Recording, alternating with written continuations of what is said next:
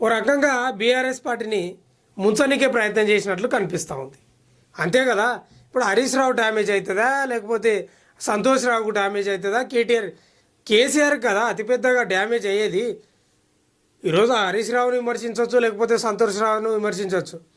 ఇండైరెక్ట్గా కేసీఆర్ను విమర్శించినట్లే కదా, పార్టీని బొందబెట్టినట్లే కదా. ఇక కేసీఆర్ గారు కన్నబిడ్డని కొంత నిర్ణయం తీసుకోలేదు, కఠిన నిర్ణయం. తెలంగాణ ఉద్యమంలో ఆమె పాత్ర ఉంటే ఉండొచ్చు, మహిళలను ఏకీకృతం చేయొచ్చు, జాగృతి పెట్టవచ్చు, బతుకమ్మ పేర్చవచ్చు, రకరకాలుగా ఉండొచ్చు. కానీ పార్టీకి వ్యతిరేకంగా ఎవరు మాట్లాడినా ఉంటారా అంటే నాకు అర్థం కాదు. అందరూ అదే ఒత్తిడి తెచ్చారట. మహిళా నాయకురాలు కానీ నేతలు కానీ చాలామంది కేసీఆర్కు ఒత్తిడి తెచ్చారట. గట్లా ఉంది పరిస్థితి. కవిత ఎందుకు ఇలా చేసింది? ఆమెకి ఏం తక్కువ చేశాను? ఎంపీగా గెలిపించాం, ఓడితే ఎమ్మెల్సీ ఇచ్చాం, మద్యం కేసులో అరెస్ట్ అయితే ఎంతో ఖర్చు పెట్టి లాయర్లను పెట్టాను, బీఆర్ఎస్ నేతలతో కేసీఆర్ సస్పెండ్ చేస్తే పార్టీ పెడుతుందా అని ఆరా. కవితను బహిష్కరిస్తే మంచిదన్న జగదీష్ రెడ్డి. జగదీష్ రెడ్డి అయితే లిల్లిపుట్ అని విమర్శించింది కదా గతంలో. సస్పెన్షన్ కాదు బహిష్కరించాలని అంటున్నాడు. ఇక వివరాలు కూడా తీసుకుంటున్నాడు. నాకు వాళ్ళతోటి వివరాలు తీసుకునేదే ఉంది. కేసీఆర్ గారు మీకు తెలియదా? ఆమె పార్టీ పెడుతుందా పెట్టదా? ఆమె మనస్తత్వం ఏందో తెలియదా? మీకు అన్న కూతురా, చిన్నప్పటి నుంచి పెరిగినామే, మీకు ఆమె గురించి తెలియదా? జగదీష్ రెడ్డి ఏమో సస్పెన్షన్ కాదు బహిష్కరించాలని ఆయన చెప్తున్నాడు.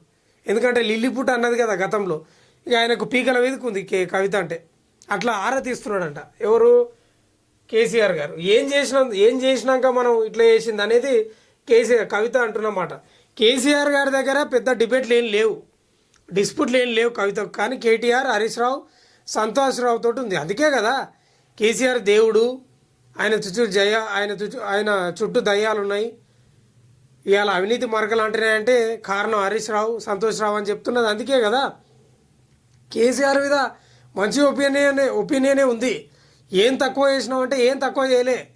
ఆయనకు ముఖ్యమంత్రి పదవి కావాలి, లేకపోతే వర్కింగ్ ప్రెసిడెంట్ కావాలి, రకరకాల పదవులు కోరుకుంటుంది.